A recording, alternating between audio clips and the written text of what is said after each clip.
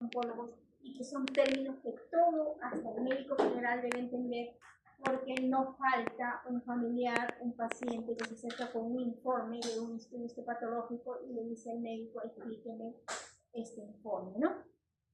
Y para ello debemos conocer los nombres. Entonces el tema es nomenclatura en cáncer, epidemiología del cáncer, agentes mutagénicos, agentes biológicos y cáncer. Yo soy la médico Wanda Gonzalo Mori, soy médico anatomopatólogo que labora en el Hospital Nacional Guillermo Lenar. Bueno, ¿qué significa la palabra neoplasia? Como su nombre lo dice, neo viene de nuevo, plasia, crecimiento. Es un crecimiento nuevo que se da en cualquier parte del organismo.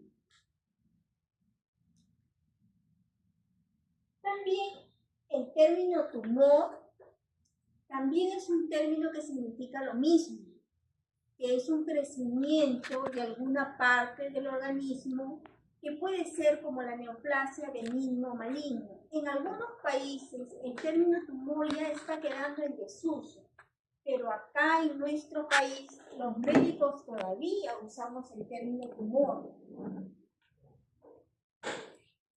Y la palabra oncología, que viene del griego onco, que significa tumor, y logía, que es el estudio de la neoplasia.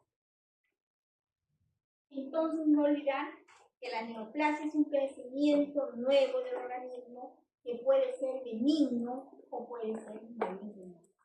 Algunos médicos, cuando ven neoplasia, ya piensan y le dicen al paciente ya que tiene cáncer, pero no, la neoplasia también puede ser benigna. Entonces, en la era premolecular, hace muchos años, el oncólogo británico Willis fue que hizo una definición de neoplasia y dijo que era el crecimiento anormal de un tejido, que continuaba así haya parado el estímulo que lo produjo. Eso fue en la era premolecular. En la era molecular ya es diferente. La neoplasia se define como una alteración del crecimiento desencadenadas por una serie de mutaciones adquiridas. Ya estamos en la base molecular. Entonces ya las neoplasias tienen un origen molecular. Las bases citogenéticas están alteradas. Hay mutaciones. Por eso es importante lo que dijo el doctor de nuevo, que ahora las neoplasias malignas hay que detectar a qué nivel está la alteración molecular para darle un tratamiento exactamente a la molécula alterada. Eso se llama terapia dirigida al blanco o terapia personalizada. Por ejemplo, hay 10 pacientes con cáncer de mama, pero las 10 pacientes no reciben el mismo tratamiento. Antes era así.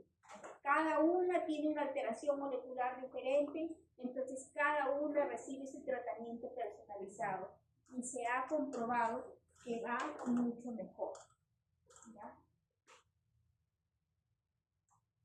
Entonces, todos los tumores poseen dos componentes esenciales para estudiar a nivel histológico las neoplasias. Entonces, uno es el parénquima tumoral, que es esta glándula que está acá. Ese es el parénquima tumoral y está constituido por las células neoplásicas. ¿Y qué sostiene al parénquima tumoral? El estroma. El estroma es el que le da los vasos nutricios. Le da también células del sistema inmune. Aquí podemos encontrar linfocitos, macrófagos y las células que están tratando de defender al organismo de esta nueva proliferación celular. Y también encontramos tejido conjuntivo. Entonces, no olvidar que los tumores poseen dos componentes esenciales a nivel histopatológico: el parénquima y el estroma. Clasificación de los tumores y su comportamiento biológico. La clasificación se basa en el componente parenquimatoso, que ya hemos visto. Pero la velocidad del crecimiento del tumor la va a dar el estroma. ¿Por qué? Porque el estroma tiene los vasos nutricios. Y la propagación del tumor también va a ser dependiente del estroma. Algunos tumores tienen un estroma escaso, entonces macroscópicamente se van a ver carnosos. Pero otros tumores tienen un abundante estroma colagenoso, que se va a llamar desmoplasia. Y es característica de algunos tumores, por ejemplo, de las neoplasias de mama, como este de acá, es una neoplasia de mama. Acá estas glándulas es el componente parenquimal que habíamos visto. Y todo lo rosado es un material colagenoso.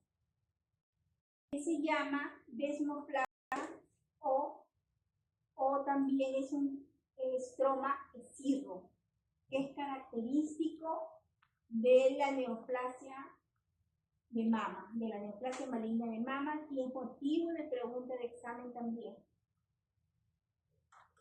Los tumores benignos. Los tumores benignos es cuando su aspecto macroscópico y microscópico parece relativamente diferente. Por ejemplo, este es el cuerpo de un útero. Acá está el miometrio, esta es la cavidad uterina, acá está el endometrio. Y a nivel de la submucosa vamos a ver una tumoración blanquecina de bordes definidos. ¿No? Los bordes son definidos y la característica de estos tumores benignos es que no hacen metástasis, no infiltran, sus bordes son bien delimitados. ¿Cuál es el tratamiento? Quitar este leiomioma, se llama un leiomioma, lo quitas y el paciente continúa con su vida tranquila. Para nombrar a los tumores benignos, vamos a utilizar el sufijo oma después de la célula que origina el tumor. Por ejemplo, si el tumor se origina de tejido fibroso o de una célula fibrosa, le llamamos fibroma. ¿Ya? Ahí está la terminación oma. Entonces, cuando yo escuche la terminación oma, voy a decir este tumor es benigno. Si el tumor se origina de el tejido cartilaginoso, se va a llamar condroma. ¿Cierto? La terminación oma, benignidad. Pero hay otros tumores que no siguen este patrón para ponerle nombre. Por ejemplo, algunos van a seguir, va a obtener el nombre según el patrón microscópico y otros según la arquitectura macroscópica. O sea que esta terminación oma nos va a servir para algunos tumores benignos, pero no para todos. Por ejemplo, acá, este es un adenoma. Adenoma, adeno viene de glándula. Oma, benigno. Entonces, este término se aplica a toda neoplasia epitelial benigna derivada de glándulas, que se forman de estructuras glandulares. Acá podemos ver las glándulas con sus cavidades. Entonces, es un adenoma. ¿Y dónde los encontramos? Los podemos encontrar en el tracto gastrointestinal, por ejemplo, en el colon, y acá vemos los adenomas del colon. ¿Que se pueden malignizar? Sí. Luego vamos a ver los papilomas. Los papilomas son neoplasias epiteliales también benignas que emiten proyecciones digitales o verrucosas desde la superficie, sean microscópicas o macroscópicas. Por ejemplo, acá vemos la cavidad nasal y dentro ha crecido un papiloma. Generalmente son benignos, pero también pueden transformarse y malignizarse. Y luego viene, este tumor es muy fácil, se llama cistoadenoma. La palabra cisto significa quiste, adenoma, glándula. Entonces, estas son neoplasias epiteliales benignas que forman grandes masas quísticas. Miren estas cavidades. Dentro de estas cavidades había líquido. ¿Ya? Entonces, estos se llaman cistoadenomas. Luego viene el término pólipo. Pólipo es una neoplasia que puede ser benigna o maligna, pero que emite una proyección macroscópica visible en la superficie de una mucosa dentro de una luz, por ejemplo, que puede ser en la cavidad gástrica o en la luz intestinal del colon. Ya hace una proyección hacia la luz. A eso se le llama pólipo. Puede malignizar. Y los tumores malignos se denominan cáncer, porque provienen de la palabra latina que significa cangrejo, por eso se llama cáncer. Y estos tumores malignos pueden invadir otros órganos, pueden hacer metástasis a lugares distintos de su origen y pueden causar la muerte si no se les trata a tiempo en algunos casos. La denominación maligna siempre es un signo de alerta. Quiere decir que tenemos que actuar inmediatamente cuando recibimos una biopsia con un diagnóstico de neoplasia maligna. Deberíamos actuar inmediatamente. Eso, lamentablemente, no pasa en las instituciones del Estado. Salen las biopsias con diagnóstico de maligno y los pacientes se operan 8 meses después, cuando ya la neoplasia avanzó. Es una cosa que como médicos tenemos que trabajar para cambiar. No se puede estar trabajando.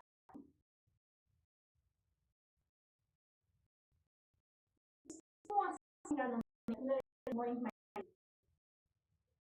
Sigue el patrón parecido a las neoplasias benignas. Por ejemplo, si el tumor se llama sarcoma,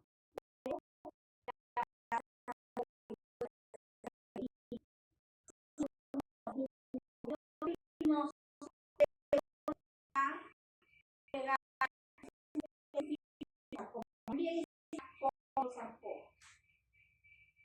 y así con otras células también. Pero no todo sigue el patrón, no sería pues muy facilito. Están también las leucemias, miren, que no siguen el patrón sarcoma. ¿Qué quiere decir la palabra leucemia? Leucemia quiere decir sangre blanca, leu. Leu es blanco. Entonces esas leucemias son neoplasias malignas que derivan de células que forman la sangre. Y luego están los linfomas, que son neoplasias malignas que se originan de los linfocitos o de sus precursores que no han madurado. Tenemos los carcinomas, que ya los conocimos en patología general, que están el carcinoma epidermoide o escamoso y el adenocarcinoma. Estos tumores pueden diferenciarse y parecerse a la célula que le dio origen, entonces se habla de tumores de neoplasias malignas bien diferenciadas. Algunas no se parecen mucho a las células que dio origen al cáncer, entonces se llama, cuando no se parecen mucho, se llama neoplasias moderadamente diferenciadas. Y cuando no se parecen en nada a las células que le dio origen, se llama neoplasias malignas indiferenciadas. Por ejemplo, acá hay unas células malignas, algunas intracelulares, algunas de un tamaño muy grosero, muy hipercromáticas, pero no sé qué célula le dio origen. Puedo intentar con inmunohistoquímica a nivel molecular saber qué célula le dio origen, sí, pero en algunos casos ni siquiera con inmunohistoquímica se llega a identificar la célula que le dio origen. Entonces a esto se le llama neoplasias malignas indiferenciadas. Pero el carcinoma escamoso sí es una neoplasia maligna diferenciada, ¿Por qué? ¿Qué célula le dio origen al carcinoma escamoso? Queratinocitos. Los queratinocitos, ¿no? Las células del epitelio. Y al adenocarcinoma, ¿qué células le dio origen? Ese sería también bien diferenciado. Cuando digo adenocarcinoma es porque lo estoy diferenciando. Alguna glándula, ¿no? Alguna glándula que puede ser la glándula del pulmón, la glándula de tiroides. Entonces sí reconozco, entonces digo que pueden ser bien diferenciadas o moderadamente diferenciadas porque se parecen e incluso pueden cumplir la misma función. ¿Ya? Luego acá está la nomenclatura de algunos tumores. Por ejemplo, los tumores de origen mesenquimatoso que se originan en el tejido conjuntivo y derivado, por ejemplo, las que se originan del tejido adiposo, si son benignas se llaman lipoma y si son malignas se llaman liposarcoma. Nada más. Y las neoplasias malignas que se originan de los vasos y de revestimientos superficiales, vamos a ver acá cómo se llaman. Las que se originan de los vasos sanguíneos, si son neoplasias benignas, se van a llamar hemangioma, terminación oma. Pero si son malignas, se van a llamar angiosarcoma. Y así sucesivamente. Pero hay tumores mixtos también. Hay tumores que se originan de una célula o de un solo clon neoplásico, pero que este clon neoplásico, esa célula, va a tener una diferenciación divergente y va a originar un tumor mixto. Por ejemplo, este que se llama el adenoma pleomórfico, que es un tumor que nace en la parótida, frecuentemente lo encontramos en la parótida. Lo podemos encontrar en otras glándulas salivales menores también, pero es frecuente en la parótida. Este adenoma pleomórfico es un tumor trifásico, porque las células neoplásicas están a nivel epitelial ductal, o sea, estas glándulas son el componente neoplásico glandular. Después, las células mioepiteliales también son neoplásicas. Y el componente estromal también es neoplásico. Entonces estos son los tumores mixtos, porque como dije, salen de un clon neoplásico, pero que hace diferenciación divergente a tres componentes. El componente ductal o glandular, el componente mioepitelial y el componente estromal. Se originan de un solo clon capacitado para producir células tanto epiteliales, mioepiteliales y, como ya hemos hablado, su nombre es adenoma pleomórfico. Tumor mixto, característico. El segundo tumor mixto es el teratoma. El teratoma es que se va a producir de una o más células de las capas germinales, incluso alguna de las tres capas germinales. Las células pueden ser maduras, como en este caso, que puedo reconocer tejido adiposo, puedo reconocer cabellos, puedo reconocer dientes y puedo reconocer piel. Pero también hay teratomas inmaduros que tienen comportamiento maligno, donde las células no llegan a madurar como acá. Incluso no las puedo reconocer bien y tengo que hacer uso de la inmunohistoquímica. Después están los amartomas. ¿Qué son los amartomas? También son tumores que se producen en un tejido, pero que se desordenan. Antes se pensaban que no eran tumores, pero se ha encontrado que hay mutaciones somáticas y por lo tanto son consideradas neoplasias. Por ejemplo, en el epitelio gástrico tenemos mucosa, submucosa, muscular y serosa. Si todo eso se desordena, vamos a decirle que es un amartoma. Luego siguen los coristomas. Por ejemplo, cuando yo estoy estudiando un corte de estómago y encuentro un fragmento de páncreas, ¿qué hace el fragmento de páncreas en el tejido gástrico? No le corresponde estar ahí. Entonces es un término aplicado a un resto heterotópico de células. ¿Ya? No le corresponde, a esto le vamos a llamar coristoma. Ahora, las características de las neoplasias pueden ser benignas y malignas. Vamos a hablar de diferenciación y anaplasia.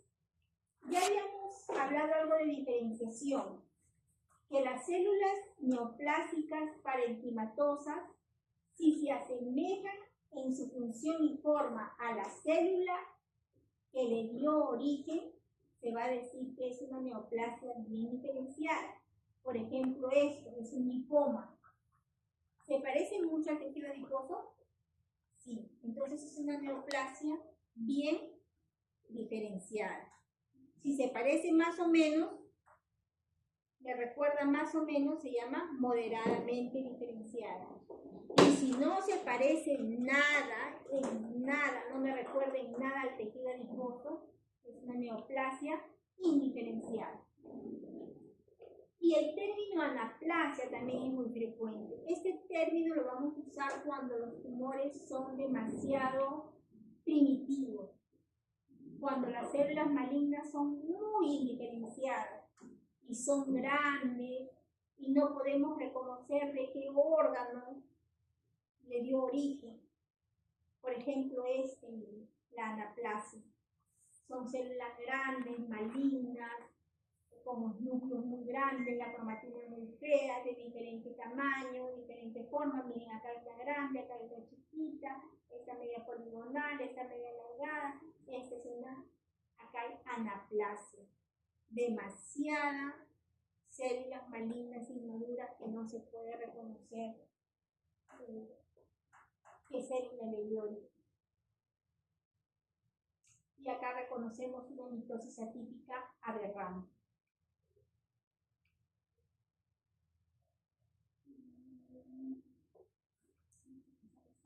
Luego vamos a pasar al término metaplasia, que ya lo hemos estudiado en patología general. El término metaplasia es la sustitución de una célula por otra. ¿Y por qué cambia en un tejido una célula por otra? Porque hay una noxa que está dañando a la célula. Y entonces la célula va a querer resistir el daño. Va a reparar y va a regenerar el tejido reemplazando por otra célula. Por ejemplo, acá, en el reflujo gastroesofágico se daña el epitelio escamoso del estómago. Este es la unión de esófago y estómago. ¿Cómo se llama? ¿A nivel de dónde estamos? Recién quiero ir al esofágico inferior. Ya, pero ¿cómo se llama? ¿Cambias? ¿Sí? Ya. Estamos ahí. Miren cómo es lo normal. Acá lo blanco es el esófago y esto rosado el epitelio gástrico. Pero ¿qué pasa cuando hay el reflujo gastroesofágico? Todo esto se altera. Y el tejido escamoso va a ser reemplazado por un tejido de tipo intestinal. Y ya miren las formas como cambian. Es reemplazado por un epitelio glandular, que puede ser gástrico o intestinal. Pero ¿para qué metaplasia? El organismo lo hace para adaptarse al entorno ácido que está sufriendo el esófago. Pero eso puede ser con el tiempo perjudicial, porque ahí se puede desarrollar un adenocarcinoma. Y el término displasia también, que lo hemos trabajado bastante en patología general, es un término que significa crecimiento desordenado de un tejido. ¿Ya?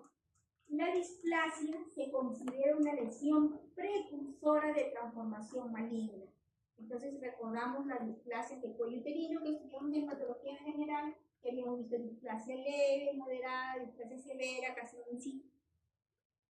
Entonces es una lesión precursora de transformación maligna. Pero ¿todas las displasias llegan a la malignidad? No. Algunas regresiones. Incluso de displasia moderada pueden regresionar y después de un tiempo el paciente no tiene nada. No siempre la displasia evoluciona cáncer. Y acá vemos un fragmento de epitelio y de poliuterino, y acá está las células desordenadas, hipercromáticas, alta relación mucocitoplasma, todo lo que estudiamos en patología general se ve acá. Estas son células displásicas que están desordenadas. Entonces, ¿qué significa displasia? Células desordenadas con cambios aquí. Y las neoplasias malignas hacen invasión local. El crecimiento del cáncer se acompaña de una infiltración, invasión y destrucción progresiva del tejido circundante. Por ejemplo, esta es una neoplasia de mama. ¿Los bordes cómo son? ¿Definidos o no son definidos? No. Son infiltrantes, ¿no? Hay hileras de células malignas que están infiltrando el tejido circundante.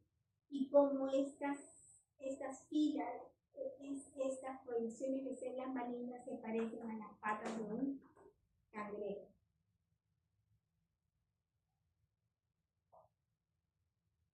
Entonces el patrón de crecimiento nos va a recordar siempre las patas de un cangrejo. Y la metástasis. ¿Qué cosa es la metástasis? Se define como la propagación del tumor a sitios diferentes del sitio de origen.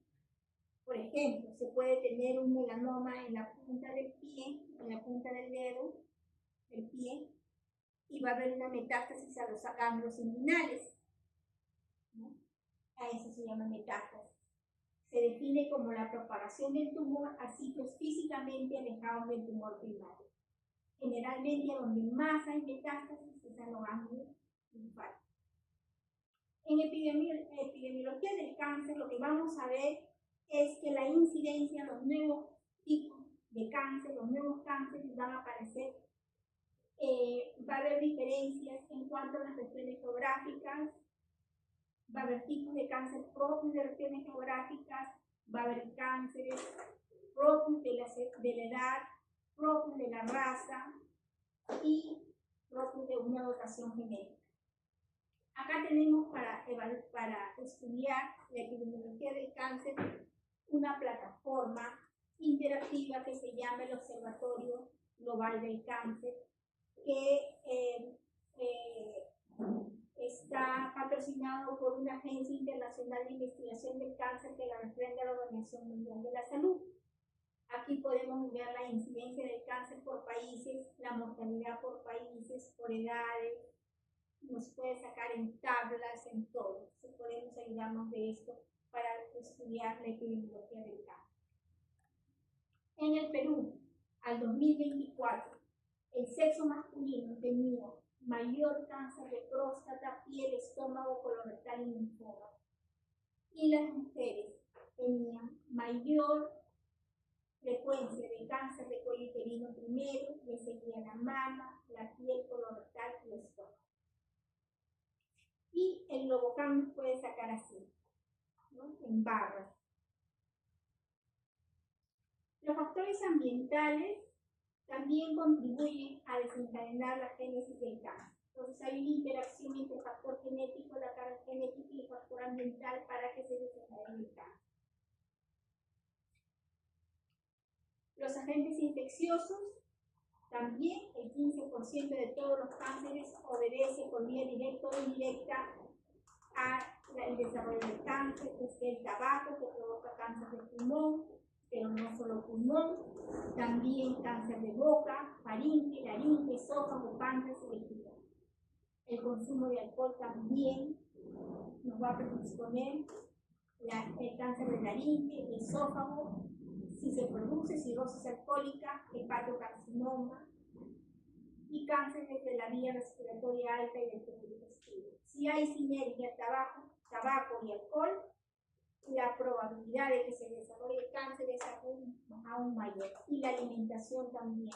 La mala alimentación nos va a llevar a carcinoma colorectal, a carcinoma prostático y mamario. La obesidad también está asociada con el cáncer, la historia reproductiva también en las mujeres que no tienen hijos y que están mayor tiempo en estimulación estrogénica y no no tienen oposición gestágenas en el embarazo, van a tener mayor predisposición a desarrollar cáncer de mama y endometrio. Y tenemos también carcinógenos ambientales, como por ejemplo la luz ultravioleta o las carnes ahumadas que comemos, las parrillas, etcétera, que nos pueden desarrollar ciertos tipos de cáncer. Y acá una lista con cánceres de tipo ocupacional. Vamos a coger uno, por ejemplo, el benceno, que nos va a desarrollar leucemia mieloide aguda, donde lo encontramos como componente principal del petróleo. Y así muchos otros agentes o grupos de cánceres, de agentes que nos van a desarrollar cánceres. Y esto quienes van a sufrir más los trabajadores que están expuestos a estos componentes. En la edad, el cáncer se presenta en personas que cumplen con más frecuencia mayor de 55 años. Pero también hay neoplasias propias de los niños, por ejemplo, en las leucemias agudas y neoplasias del sistema nervioso central. Y tenemos neoplasias propias de los lactantes, que son los tumores pequeños de células azules y redondas, que va a ser motivo también de una plasia. Que también nos predispone al cáncer de inflamación crónica. En inflamación crónica aparecen las células que ya recordamos, los linfocitos, las células plasmáticas, pero también aparecen células de reserva, que son las células madre tisulares. Estas células madre tisulares que aparecen en inflamación crónica son sensibles a transformación maligna. Por eso que las inflamaciones tenemos que tratarlas. Por ejemplo, vamos a agarrar acá uno. Estado patológico, gastritis y úlcera. La gastritis, ocasionada por Helicobacter pylori, nos puede dar adenocarcinoma gástrico o linfoma malar. Otro ejemplo. El alcoholismo nos puede dar pancreatitis y este estado patológico pancreatitis puede terminar en un carcinoma pancreático. Las lesiones precursoras del cáncer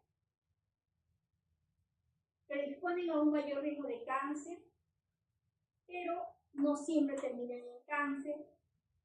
Hay lesiones precursoras que se llaman las hiperplasias, que pueden terminar en neoplasias malignas, como la hiperplasia endometrial. Las neoplasias benignas también tienen riesgo de transformación maligna, por eso hay que estudiarlas y en algunos casos extirparlas para que no termine en una neoplasia maligna. Los estados de inmunodeficiencia, los pacientes con estado de inmunodeficiencia, especialmente los que tienen afectados los linfocitos T, corren riesgo de cáncer causados por virus oncógenos. ¿No? Los pacientes de VIH pueden desarrollar sarcomas, angiosarcomas o linfomas. Hay agentes mutagénicos, hay carcinógenos químicos, por ejemplo, carcinógenos de acción directa. ¿Por qué se llama carcinógenos de acción directa? Porque no requieren conversión metabólica para actuar y producir cáncer. Por ejemplo, las pacientes que están usando quimioterapia o alquilantes, que son parte de su tratamiento contra el cáncer, pueden desarrollar por ese tratamiento leucemias, linfomas y carcinomas de ovario. El mismo tratamiento les puede producir otro cáncer.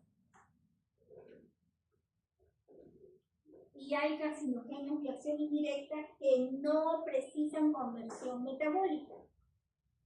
El producto cancerígeno del metabolismo se denomina carcinógeno definitivo.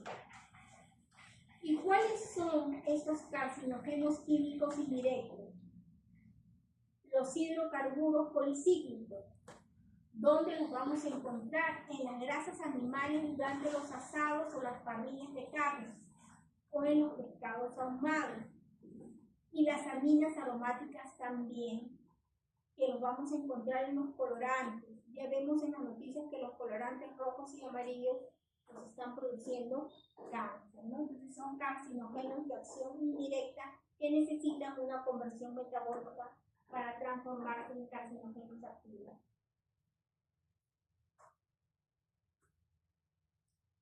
Luego sigue la carcinogenia por radiación.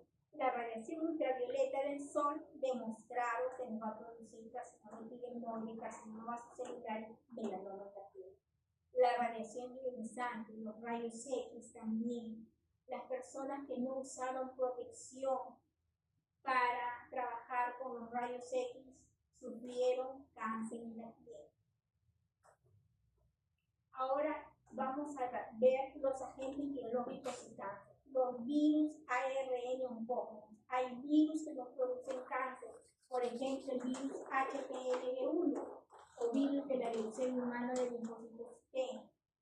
Este virus es endémico en Japón y también en regiones de Sudamérica, África y el Caribe.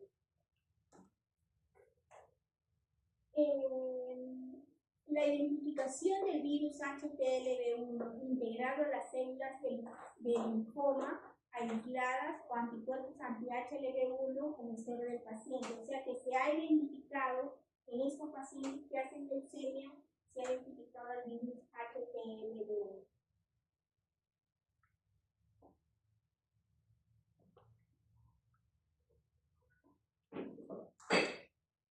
Acá tenemos un paciente con un linfoma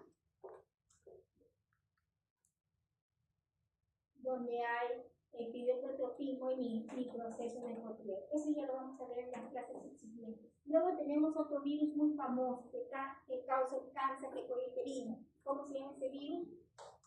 Virus del papiloma humano. Es un virus de transmisión sexual más frecuente a nivel mundial. El 80% de las mujeres sexualmente activas han estado expuestas a la infección por virus HB en un momento de su vida y nos va a causar el cáncer de cuello uterino. Los más implicados son el subtipo 16, 18, 32, 33 y 45. También se va a estudiar con más detalle después. Y luego tenemos al virus Epstein-Barr que nos va a causar ¿qué tipo de cáncer? El linfoma de Murphy. Virus Epstein-Barr nos va a causar un linfoma de Murphy. Y es un virus omnipresente, está en todos lados. Y es transportado por aproximadamente el 90% de la población adulta del mundo. Tiene tropismo, le gusta las células epiteliales nasofaríngeas, las células B y otras células asesinas naturales, células del músculo liso y células T. Acá, por ejemplo, tenemos a un niño con el compromiso maxilar clásico del linfoma Murphy. Ahí están los linfocitos y estos son los macrófagos, que es la apariencia típica en cerebro estrellado. Y los virus de la hepatitis B y la hepatitis C, ¿qué tipo de cáncer nos van a producir? Hepatocarcinoma. Hepatocarcinoma, ¿no? Luego tenemos a Helicobacter pylori. Helicobacter pylori, ¿dónde va a estar? En el estómago. Ya, pero ¿dónde? ¿Cómo nos contaminamos con el Helicobacter pylori? Ahora que cae. Ya, en las aguas Contaminadas. Por eso hay que hervir las aguas por lo menos 10 minutos, a veces no lo hacemos. Y que hay cantidad de personas infectadas con Helicobacter pylori. Y esas personas pueden hacer dos tipos de cáncer. Pregunta de examen hasta de resultado médico. ¿Qué tipo de cáncer? Adenocarcinoma gástrico, linfoma del tejido linfóide asociado a la mucosa, linfoma mal. Eso pueden desarrollar. Bueno, hemos terminado. Nos quedamos con mi grupo para